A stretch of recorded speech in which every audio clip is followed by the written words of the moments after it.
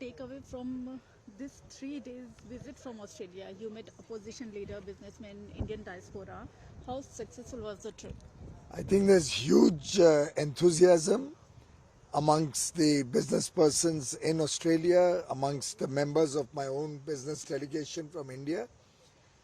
Clearly, I can see that this is an agreement which has been well received both in Australia and India, created a lot of excitement about the potential.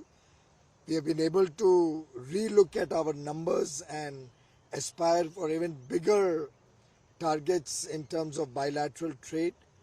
I think it will be a great boost to both economic ties, help us in our geopolitical and strategic partnership, and create huge employment opportunities for our young boys and girls in India. So, is India ready to play the major role in Asian geopolitics? Clearly, India is an emerging power whom everybody wants to engage with. Prime Minister Narendra Modi today is the tallest leader in the world, one of the most popular leaders across the world, somebody who all countries and their leaders look up to as an elder statesman. And in the years to come, I believe the role of Prime Minister Narendra Modi in the geopolitics, not only of this region of the Indo-Pacific, but across the world, is only going to go on increasing. So, how this trade deal will help in employment, education and all? Well, there's a remarkable growth potential of our trade between the two countries, which clearly means many, many more jobs for Indians. There's a huge potential to expand our footprint in the services sector. Our IT industry, which was earlier being subjected to a tax, currently it was about 1450 crores every year, and it would grow to much larger amounts. That the Australian government has agreed to amend their law and remove this tax, so which will mean a lot more potential for our IT companies and other service sectors to work in Australia. Tourism is a big area. We now have direct flights coming to Sydney, Melbourne. There's a possibility we may have a direct flight to Perth. I met with the MD and CEO of Qantas this morning also. It is in their consideration, and as you may be aware, today they've announced a direct flight to Bengaluru from Sydney. So there's a lot of excitement and there's a lot of outcomes that everybody can see.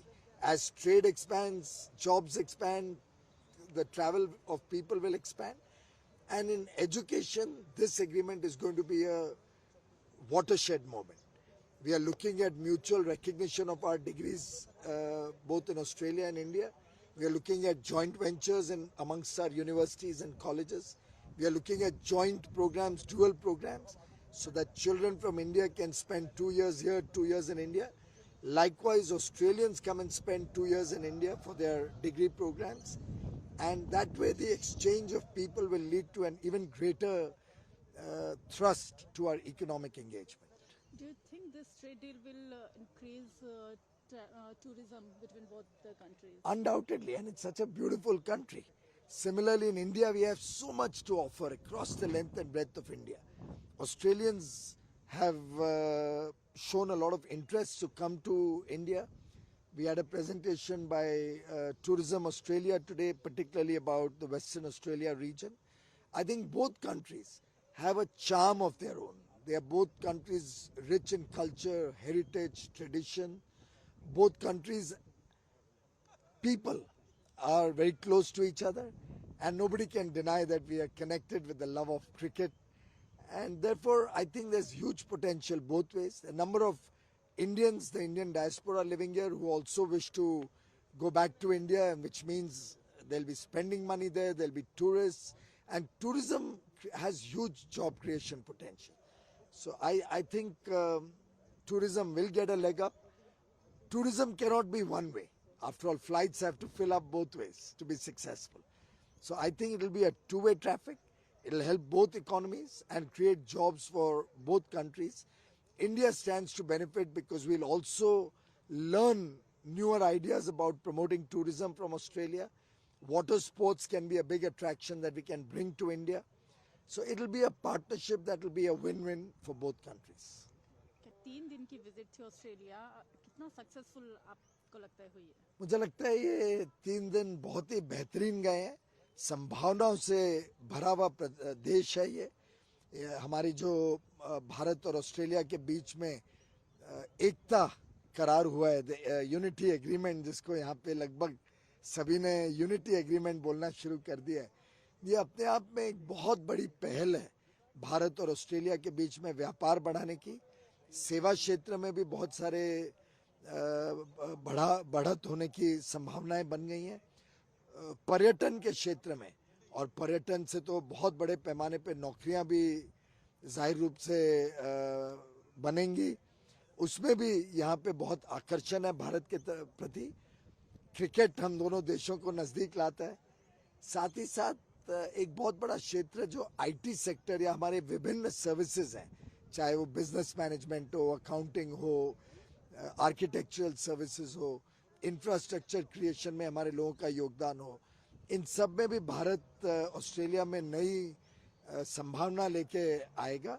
मुझे लगता है दोनों देश के बीच में व्यापार भी बढ़ेगा, सेवा क्षेत्र में भी वृद्धि होगी, शिक्षा में हम दोनों एक दूसरे को मदद कर सकते हैं, दोनों के लिए लाभ होगा।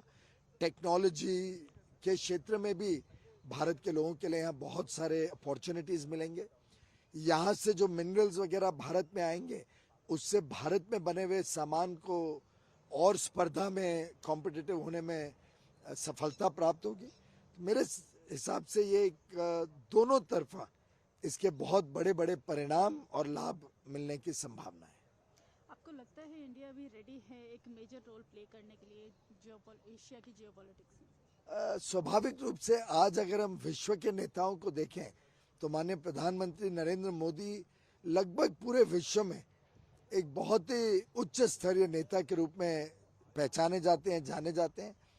आज जो नेता अलग अलग देशों को नेतृत्व कर रहे हैं, उनमें से शायद सबसे सीनियर आज प्रधानमंत्री नरेंद्र मोदी जी हैं।